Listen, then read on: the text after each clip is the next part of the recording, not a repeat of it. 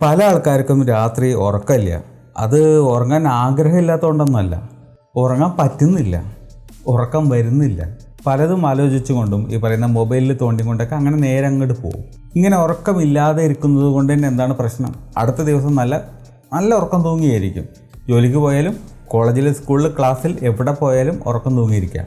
ഇങ്ങനെ ഉറക്കം തൂങ്ങുന്നത് കൊണ്ട് നിങ്ങളുടെ പ്രൊഡക്ടിവിറ്റി കുറയും എന്നുള്ളത് മാത്രമല്ല, നിങ്ങളുടെ ആയുസ്സും അതോടൊപ്പം തന്നെ കുറഞ്ഞു കിട്ടും. അപ്പോൾ നല്ല ഉറക്കം കിട്ടാൻ നിങ്ങൾ ഫോളോ ചെയ്യേണ്ട 10 പ്രാക്ടിക്കൽ സ്റ്റെപ്സ് ഏതൊക്കെയാണെന്നുള്ളത് നമുക്ക് നോക്കാം. അതായത് നിങ്ങൾ ദിവസവും ഉറങ്ങുന്നതിനും ഉണരുന്നതിനും വേണ്ടി കൃത്യമായിട്ടുള്ള ഒരു സമയം നിങ്ങൾ അലോട്ട് ചെയ്യണം. അതായത് ഇപ്പോൾ കറക്റ്റ് 9:30 നിങ്ങൾ ഉറങ്ങും, കറക്റ്റ് 6 മണിക്ക് നിങ്ങൾ ഉണരും. അപ്പോൾ കൃത്യമായിട്ട് ആ ഒരു ടൈം നിങ്ങൾ മെയിൻറ്റെയിൻ ചെയ്ത് അതിനകത്ത് തന്നെ നിങ്ങളുടെ പരിപാടികളൊക്കെ നടത്താൻ ശ്രമിക്കുകയാണെങ്കിൽ, അതിപ്പോൾ വീക്കെൻഡിലാണെങ്കിൽ പോലും, ശനിയാഴ്ച ആണെങ്കിലും ഞായറാഴ്ച ആണെങ്കിലും ശരി, ഓവർ സെലിബ്രേഷനോ ഓവർ എന്തോ ആകട്ടെ എന്ന് കരുതിയിട്ട് 10 മണി വരെ കിടന്നുറങ്ങുക, 12 മണിക്ക് കിടന്നുറങ്ങുക രാത്രി, ഈ പരിപാടിയൊക്കെ ഒഴിവാക്കിക്കൊണ്ട് പകൽ സമയത്ത് ഉറക്കം പോലും ഒഴിവാക്കാൻ നമുക്ക് വേണമെങ്കിൽ, പറയണത് എന്താണെന്ന് വെച്ച് കഴിഞ്ഞിട്ടുണ്ടെങ്കിൽ ഉറങ്ങാനും ഉണരാനും ഒരു കൃത്യസമയം നമ്മൾ ഉണ്ടാക്കിയിരിക്കണം. അതിനകത്ത് നമ്മൾ ഉറങ്ങുകയും വേണം, എണീക്കുകയും വേണം. നമ്മുടെ ശരീരത്തിന് തന്നെ ആ ഒരു സൈക്കിള് മനസ്സിലാകും. അതിന് ശേഷം അങ്ങനെ നിങ്ങളൊരു 10-25 ദിവസം കൺസിസ്റ്റൻ്റായിട്ട് ഒരേ ടൈമിൽ ഉറങ്ങുകയും ഒരേ ടൈമിൽ ഉണരുകയും ചെയ്യുകയാണെങ്കിൽ, പിന്നെ ഒരു 10-25 ദിവസം കഴിയുമ്പോൾ നിങ്ങൾക്ക് ആ കറക്റ്റ് ടൈം വരുന്ന സമയത്ത് ഉറക്കം വരും. കറക്റ്റ് ആ സമയത്ത് നിങ്ങൾ ഓട്ടോമാറ്റിക്കലി ഉണരും. അതിനകത്ത് നിങ്ങൾക്ക് ഒരു അലാം ക്ലോക്ക് വെക്കേണ്ട ഒരു ആവശ്യം ഇല്ല. നിങ്ങൾ മൊബൈലിൽ സമയം സെറ്റ് ചെയ്യുമല്ലോ, എന്നിട്ട് സ്നൂസ് ചെയ്ത് ഒരു കളി ഉണ്ടല്ലോ, അതൊന്നും ആവശ്യമില്ല. ആ ഒരു ടൈം എത്തുമ്പോൾ നിങ്ങൾ ഓട്ടോമാറ്റിക്കലി ഉണരും. എത്ര ഡീപ്പ് സ്ലീപ്പാണെങ്കിലും ശരി, ആ ടൈം എത്തുമ്പോൾ നമ്മുടെ ബയോളജിക്കൽ ക്ലോക്ക് നമ്മളെ താനിയെ ഉണർത്തിയിരിക്കും. അതാണ് അതിൻ്റെ ഒരു പ്രത്യേകത. അങ്ങനെ ഉണർത്തി കഴിഞ്ഞിട്ടുണ്ടെങ്കിൽ പിന്നെ നിങ്ങൾക്ക് ഉറങ്ങാൻ പറ്റില്ല, പിന്നെ നിങ്ങൾക്ക് ഉറക്കം വരില്ല. കാരണം നിങ്ങളുടെ ബോഡി സൈക്കിളിൽ, നിങ്ങളുടെ ഒരു ആ സ്ലീപ്പ് സൈക്കിളിനകത്ത് ആ ഒരു ടൈമിനപ്പുറത്തോട്ട് പിന്നെ ഉറക്കം ഇല്ല. കാരണം നിങ്ങൾ ഉറങ്ങി ശീലിച്ചിട്ടില്ല. സോ ഒരു 10-25 ദിവസം എന്തൊന്ന് പ്രാക്ടീസ് ചെയ്ത് നോക്കൂ. അപ്പോൾ നിങ്ങൾക്ക് അതിൻ്റെ റിസൾട്ട് അറിയാൻ പറ്റുക. ഇങ്ങനെ ചെയ്യുന്നത് കൊണ്ട് നിങ്ങളുടെ ഉറക്കം ക്ലീൻ ആവുകയും ചെയ്യും. അതോടൊപ്പം തന്നെ അത് നെക്സ്റ്റ് ഡേ പ്രൊഡക്ടിവിറ്റി വേറെ ലെവലിലേക്ക് കൊണ്ടുപോകാനും ഒരുപാട് ഉപകരിക്കും. രണ്ടാമത്തെ കാര്യം എന്ന് പറയുന്നത്, നമ്മൾ ഉറങ്ങുന്ന സ്ഥലം ഉറങ്ങാൻ വേണ്ടി നമ്മൾ ഒരുക്കുക എന്നുള്ളതാണ്. അതിനകത്ത് എന്തൊക്കെ പെടും? അതായത് അതിനകത്ത് ലൈറ്റിൻ്റെ കാര്യങ്ങൾ വരും. അതായത് അതിഭീകരമായിട്ടുള്ള ലൈറ്റുള്ള റൂമാണെങ്കിൽ ഒരു പക്ഷേ ചില ആൾക്കാർക്ക് ഉറക്കം വരണമെന്നില്ല. സോ ഒരു ഡിമ്മായിട്ടുള്ള മൈൽഡായിട്ടുള്ള ലൈറ്റുള്ള അങ്ങനത്തെ LED-കളോ അങ്ങനെ ഒരുപാട് സാധനങ്ങളൊന്നും അവൈലബിൾ ആണ്. ഒരു മീഡിയം ലൈറ്റ് ആണെങ്കിൽ അത് നമുക്ക് കണ്ണിനൊരു കംഫർട്ടബിൾ ആയിരിക്കും, നമുക്ക് ഉറക്കവും വരും. ഇപ്പോൾ ഈ വീഡിയോയ്ക്ക് വേണ്ടി നമ്മൾ ഷൂട്ട് ചെയ്യാൻ വെച്ചിരിക്കുന്ന ഈ ലൈറ്റ് എൻ്റെ മുഖത്തേക്ക് ഇങ്ങനെ അടിക്കുന്നുണ്ട്. ഇപ്പോൾ ഇവിടുന്ന് വരുന്ന ലൈറ്റ് അത്രത്തോളം ഇല്ല. പക്ഷേ ഇതുപോലുള്ള ഒരു ലൈറ്റിലാണ് കിടന്നുറങ്ങണമെന്ന് വെച്ചാൽ എല്ലാവർക്കും ഉറക്കം വരണമെന്നില്ല. ചില ആൾക്കാർ പറയുന്നുണ്ട്, എനിക്ക് ലൈറ്റ് ഓഫ് ചെയ്താലും ഉറക്കം വരുമോ? എനിക്ക് അങ്ങനെയൊന്നും ഇല്ല കേട്ടോ. എനിക്ക് എവിടെയാണെങ്കിലും ഞാൻ കിടന്നുറങ്ങും, എനിക്ക് ഉറക്കം ഉണ്ടായാൽ മതി. പക്ഷേ പലരും അങ്ങനെയല്ല. സോ എന്ത് ചെയ്യാം? ലൈറ്റ് ഡിം ചെയ്യുക, ഒന്നത്. രണ്ടാമത്തെ കാര്യം, റൂമിൻ്റെ ടെമ്പറേച്ചർ എന്ന് പറയുന്നത് വളരെ ഇമ്പോർട്ടൻ്റ് ആണ്. ഇപ്പോൾ ഹൈ ടെമ്പറേച്ചർ ആയിക്കഴിഞ്ഞാൽ, നല്ല ചൂടായി കഴിഞ്ഞാൽ നമുക്ക് ഉറക്കം വരില്ല. നമ്മളിങ്ങനെ ചൊറിഞ്ഞുകൊണ്ടിരിക്കുമ്പോൾ എർത്ത് ഇങ്ങനെ ഒലിക്കുകയല്ലേ. അതല്ലെങ്കിൽ നല്ല തണുപ്പാണ്, അതും നമുക്ക് ബുദ്ധിമുട്ടാണ്. ഒരു മോഡറേറ്റ് ആയിട്ടുള്ള, നമ്മുടെ ഓരോരുത്തർക്കും ഡിഫറെൻ്റ് ആയിരിക്കും. എനിക്കിപ്പോൾ ഒരു 24, 25, 26 ആ ഒരു റേഞ്ചിലാണെങ്കിൽ എനിക്ക് ഉറക്കം വരും. അത് 22 ആയിക്കഴിഞ്ഞിട്ടുണ്ടെങ്കിൽ കുറച്ച് ബുദ്ധിമുട്ടും ഞാൻ ഉറങ്ങാൻ, അല്ലെങ്കിൽ 20 എത്തിക്കഴിഞ്ഞാൽ കുറച്ച് ബുദ്ധിമുട്ടും. അതേപോലെ തന്നെ 30ൻ്റെ മുകളിൽ പോയാലും എനിക്ക് കുറച്ച് ഉറക്കം വരാൻ ബുദ്ധിമുട്ടായിരിക്കും. സോ എനിക്ക് എൻ്റെ ബോഡിക്ക് പറ്റുന്നൊരു ടെമ്പറേച്ചർ ഉണ്ട്, അതിലായിരിക്കും ഞാൻ കൂളായിട്ട് കിടന്നുറങ്ങുക. അതുപോലെ നിങ്ങളുടെ ആ ഒരു ടെമ്പറേച്ചർ ഏതാണെന്നുള്ളത് കണ്ടെത്തുക, അതിലേക്ക് റൂമിൻ്റെ ടെമ്പറേച്ചർ സെറ്റ് ചെയ്യുക. ഇപ്പോൾ ലൈറ്റിൻ്റെ കാര്യമായി, ടെമ്പറേച്ചറിൻ്റെ കാര്യമായി. ഇനിയിപ്പോൾ രാവിലെ എണീക്കുമ്പോൾ ഉള്ള ലൈറ്റിൻ്റെ കാര്യമാണെങ്കിലും ശരി, മീഡിയം ടൈപ്പ് ലൈറ്റാണ് നമ്മുടെ റൂമിലേക്ക് വരുന്നത് വെച്ചാൽ ഓക്കെ. അല്ലാതെ അടിച്ച് കയറി വരുന്ന സൺലൈറ്റൊക്കെ ആണെങ്കിൽ നമുക്കത് ഇറിറ്റേഷൻ ആയിരിക്കും രാവിലെ എണീക്കുന്ന സമയത്ത് തന്നെ. ഒരു മീഡിയം ലൈറ്റ് ഉള്ളിലേക്ക് വരുന്ന രീതിയിലുള്ള കർട്ടൻ സെറ്റ് ചെയ്യുക. കാരണം നിങ്ങളിപ്പോൾ നേരെ കിഴക്കോട്ടുള്ള ഒരു ജനാല ഉള്ള റൂമിനകത്താണ് കിടക്കുന്നതെങ്കിൽ രാവിലെ പിന്നെ നിങ്ങൾക്ക് പറയേണ്ട കാര്യമില്ലല്ലോ, നല്ല അടിക്കലായിരിക്കും ലൈറ്റ്. സോ നിങ്ങൾക്കൊരു വൈറ്റ് കർട്ടൻ എന്തെങ്കിലുമൊക്കെ അതിൻ്റെ മുമ്പിൽ ഇടുകയാണെങ്കിൽ ഒരു പകുതി മാത്രമേ ലൈറ്റ് ഉള്ളിലേക്ക് വരൂ. സോ ആവശ്യത്തിന് ലൈറ്റും ഉണ്ട്, വെറുപ്പിക്കുന്ന ലൈറ്റും ഇല്ല. സോ ഈ രീതിയിൽ നിങ്ങൾക്കത് സെറ്റ് ചെയ്യാൻ പറ്റും. സോ ഇങ്ങനെ ഒരു എൻവയോൺമെൻറ്റ് ക്രിയേറ്റ് ചെയ്യുന്നത് വഴി വളരെ നല്ല ക്വാളിറ്റിയുള്ള ഉറക്കം, സ്ലീപ്പ് നിങ്ങൾക്ക് കിട്ടും. മൂന്നാമത്തെ പ്രാക്ടിക്കൽ സ്റ്റെപ്പ് എന്ന് പറയുന്നത്, നമ്മൾ ഈ ഉറങ്ങുന്നതിന് ഒരു 30 മിനിറ്റ് മുമ്പെങ്കിലും നമ്മുടെ ഈ പറയുന്ന ഡിജിറ്റൽ സ്ക്രീനുകളെല്ലാം ഓഫാക്കുന്ന ഒരു പരിപാടി നല്ലതാണ്. കമ്പ്യൂട്ടറാണെങ്കിലും ടാബ്ലറ്റ്, മൊബൈൽ, എന്ത് തേങ്ങയാണെങ്കിലും ശരി, ടി വി അടക്കം നിങ്ങളത് ഓഫ് ചെയ്ത് വെക്കുക അരമണിക്കൂർ മുമ്പെങ്കിലും. അതായത് ഉറക്കത്തിനെ ഡിസ്റ്റർബ് ചെയ്യുന്ന അല്ലെങ്കിൽ ഉറക്കത്തിന് സഹായിക്കുന്ന മെലറ്റോണിൻ എന്ന് പറയുന്ന ഹോർമോണിൻ്റെ പ്രൊഡക്ഷനെ ഇത് ബാധിക്കും. നിങ്ങൾ ഫുൾ അലർട്ടായിട്ട് കണ്ണ് മിഴിച്ചിരിക്കണമെങ്കിൽ അതിൽ നിന്ന് വരുന്നൊരു ബ്ലൂ ലൈറ്റ് ഉണ്ടല്ലോ, ഈ മൊബൈലിൽ നിന്നൊക്കെ വരുന്നൊരു പ്രത്യേകതരം ലൈറ്റ് ഉണ്ട്. ഇത് നമ്മുടെ ഈ പറയുന്ന മെലറ്റോണിൻ്റെ പ്രൊഡക്ഷനെ ബാധിക്കും, സ്വാധീനിക്കും. അപ്പോൾ നമുക്ക് ഈ പറയുന്ന ഉറക്കം വരില്ല. അതിങ്ങനെ എന്താ പറയുക, തള്ളി പോയിട്ട് 2 മണി 3 മണി നേരമൊക്കെ ആവുന്ന സമയത്തായിരിക്കും നമുക്ക് പിന്നെ ഉറക്കം വരിക. ആ നേരത്തെ കിടന്നുറങ്ങിക്കഴിഞ്ഞാൽ രാവിലെ എണീറ്റ ഉള്ള അവസ്ഥ എന്തായിരിക്കും? നിങ്ങൾക്ക് മിനിമം ആ ദിവസം അടുത്ത ദിവസം പകൽ 3 മണി 4 മണി വരെയെങ്കിലും, ചിലപ്പോൾ 6 മണി വരെയെങ്കിലും നിങ്ങൾ കോട്ടുമായിട്ടുകൊണ്ടിരിക്കും ഉറക്കം വരാൻ വേണ്ടിയിട്ട്. അതായത് നെക്സ്റ്റ് ദിവസവും പോയി കിട്ടി, പിന്നെ ആ ദിവസം നമ്മൾ നേരത്തെയോ എങ്ങനെയെങ്കിലൊക്കെ ആയിട്ട് കിടന്നുറങ്ങും. അത് അടുത്ത ദിവസം പിന്നെയും ബാധിക്കും. ഇതൊരു 2-3 ദിവസത്തേക്കാണ് ബാധിക്കും നിങ്ങളുടെ ഉറക്കം. പിന്നെ ഇത് സ്ഥിരമായിട്ട് ശീലമാക്കി കൊണ്ട് നടക്കുകയാണെങ്കിൽ നിങ്ങളുടെ ദിവസമല്ല, നിങ്ങളുടെ ലൈഫ് തന്നെ പോയി കിട്ടും. കാരണം എന്നു തന്നെയല്ലേ. പ്രത്യേകിച്ച് നിങ്ങൾക്ക് പ്രൊഡക്റ്റീവായിട്ട് ഒരു കാര്യം ചെയ്യാനും പറ്റില്ല. നിങ്ങളുടെ കുറ്റമല്ല, നിങ്ങളുടെ ഉറക്കത്തിൻ്റെ പ്രശ്നമാണ്. 4ാമത്തെ പ്രാക്ടിക്കൽ സ്റ്റെപ്പ് എന്ന് പറയുന്നത് റിലാക്സിങ് ബെഡ് ടൈമാണ്. അതായത് പല ആൾക്കാർക്കും പല രീതിയിലായിരിക്കും ഉറക്കം വരുന്നുണ്ടാവുക. ചില ആൾക്കാർക്ക് പാട്ട് കേൾക്കണം, ചില ആൾക്കാർക്ക് പുസ്തകം ഇരുന്ന് വായിക്കണം, പല ആൾക്കാർക്കും പലതായിരിക്കും. ചില ആൾക്കാർക്ക് ചൂടുവെള്ളത്തിൽ നിന്ന് കുളിച്ച് കഴിഞ്ഞാൽ പെട്ടെന്ന് ഉറക്കം വരും. സോ നിങ്ങൾക്ക് ഏതാണോ വർക്കാകുന്നത് എന്നുള്ളത് നോക്കുക. പൊതുവേ ഇതൊക്കെ ജനറലി എല്ലാവർക്കും വർക്കാവുന്ന കാര്യമാണ്. അപ്പോൾ നിങ്ങൾ പ്രാക്ടീസ് ചെയ്യുകയാണെങ്കിൽ നിങ്ങൾക്കും അത് ആകണം. അപ്പോൾ ആകാൻ ചാൻസ് ഉള്ളത് കൊണ്ട് ഇതൊന്ന് ട്രൈ ചെയ്ത് നോക്കുക. അപ്പോൾ ഇളം ചൂടുവെള്ളത്തിൽ ഒന്ന് കുളിച്ചിട്ട് നേരത്തെ പറഞ്ഞ പോലെ ഒരു 26 ടെമ്പറേച്ചറിൽ AC ഇട്ടതിന് ശേഷം കിടക്കുകയാണെങ്കിൽ സൂപ്പറായിട്ട് ഉറക്കം വരും.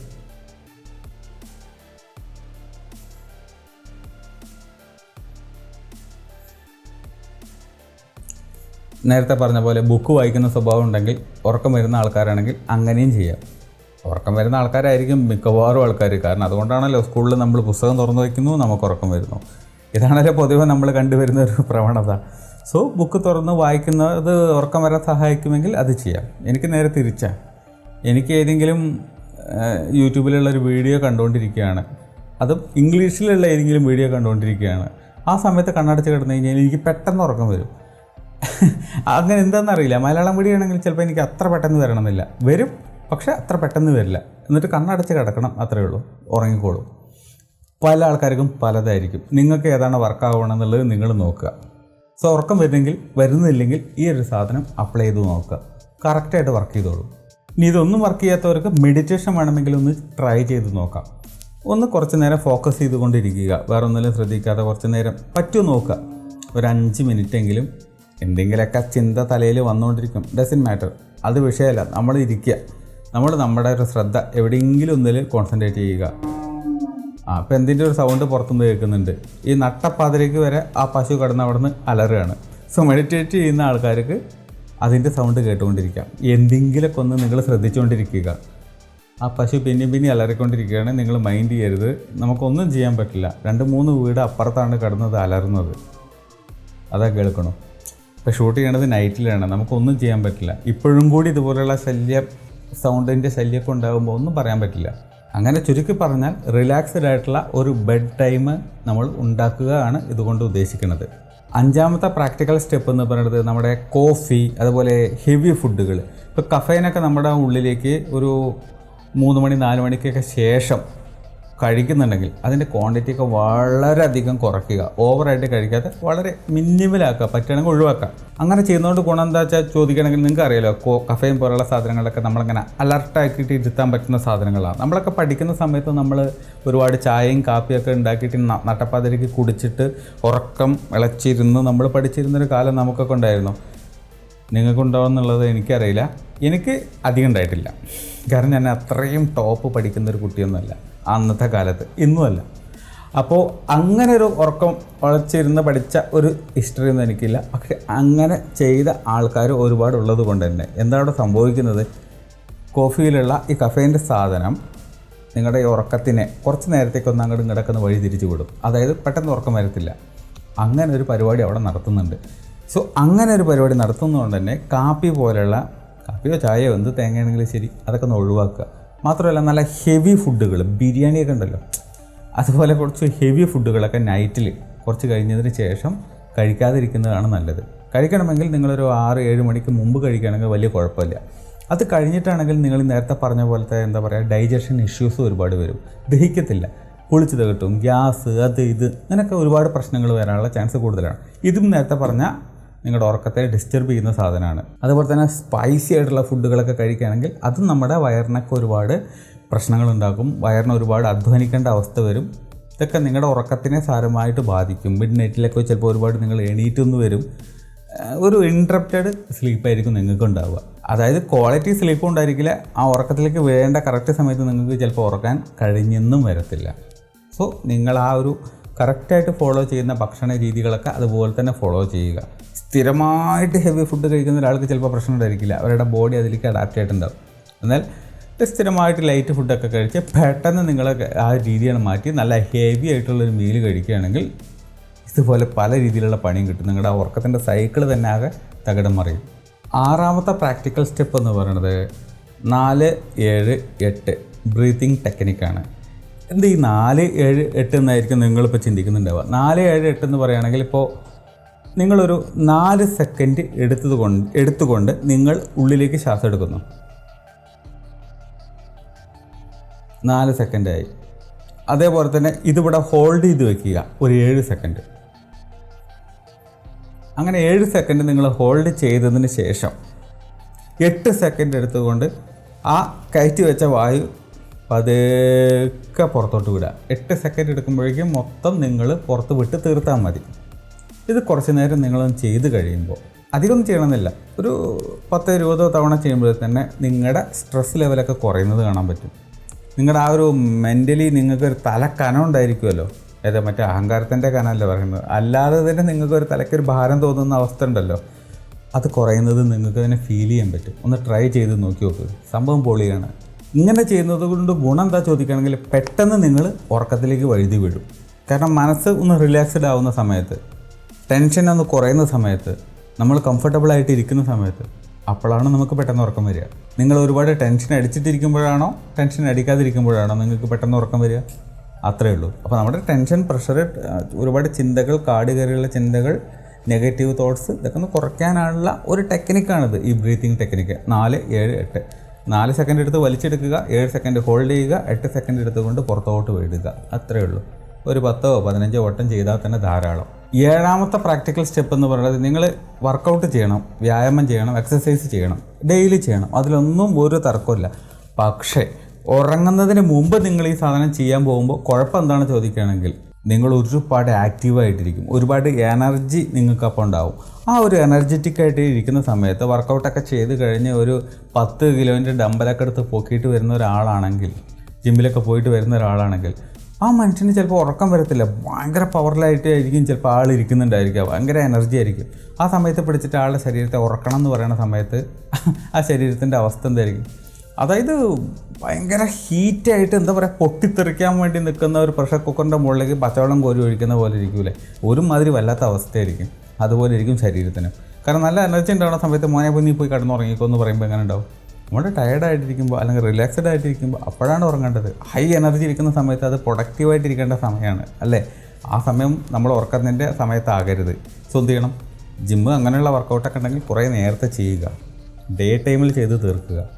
ഈ നൈറ്റിലേക്ക് എന്താ പറയുക, ഉറക്കത്തിൻ്റെ തൊട്ട് മുമ്പുള്ള സമയത്തേക്കൊന്നും ഒരിക്കലും മാറ്റി വയ്ക്കരുത്. പ്രത്യേകിച്ച് ഹെവി ആയിട്ടുള്ള ശാരീരിക അധ്വാനം വേണ്ടുന്ന പരിപാടികൾ പരമാവധി ഒഴിവാക്കുക.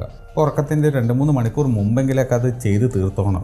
8ാമത്തെ പ്രാക്ടിക്കൽ സ്റ്റെപ്പ് എന്ന് പറയുന്നത് ഷോർട്ട് നാപ്പാണ്. അതായത് പലപ്പോഴും നമുക്ക് ഒരു പകലുറക്കം എന്ന് പറയുന്നൊരു പരിപാടി ഉണ്ട്. ദോഷമാണെന്ന് പറയണില്ല, പക്ഷേ അത് നല്ലത് തന്നെയാണ്. എങ്ങനെ അത് നല്ല രീതിയിൽ ഉപയോഗിക്കുകയാണെങ്കിൽ ഒരു 30 മിനിറ്റൊക്കെ നിങ്ങൾ പകൽ ഉറങ്ങുകയാണെങ്കിൽ വലിയ ദോഷമില്ല. ദോഷം ഉണ്ടാച്ചുകൊണ്ട്, പക്ഷേ വലിയ ദോഷമില്ല, വലിയ പ്രശ്നമില്ല. പക്ഷെ അതിൽ കൂടുതൽ നിങ്ങൾ കിടന്നുറങ്ങുകയാണെങ്കിൽ അത് പ്രശ്നമാണ്.